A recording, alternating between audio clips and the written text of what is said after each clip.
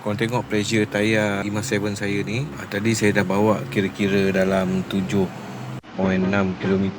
Okay, angin ni pun dia tak boleh rendah sangat, dia tak boleh tinggi sangat. Nanti boleh merosakkan tayar. Mungkin tayar boleh makan sebelah, mungkin tayar boleh jadi bengkak.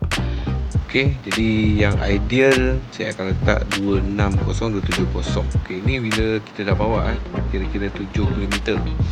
Tapi kalau keadaan sejuk, dia dalam 248 macam tu lah. Okey, 249, 250 lah. So saya nak tambah sikit angin, jadikan dia 260, 270. Okey, bacaan angin kau boleh tengok dekat pintu belah passenger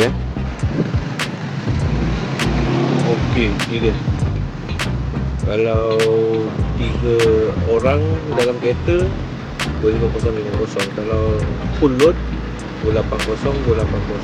Macam saya bawa seorang-seorang, kadang-kadang dia 2-3 orang ataupun full load.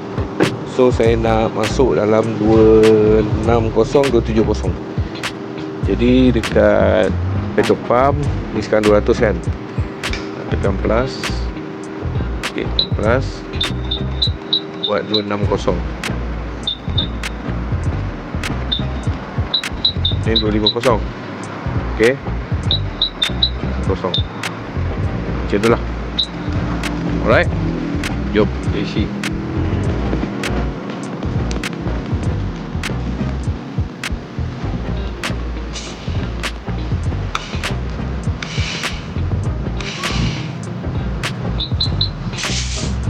Okey,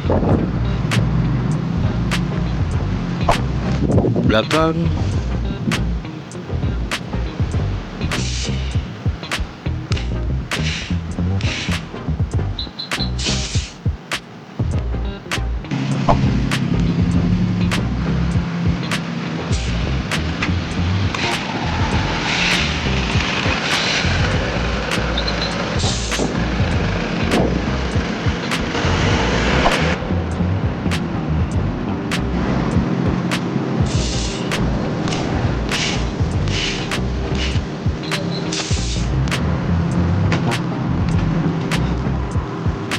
Okey.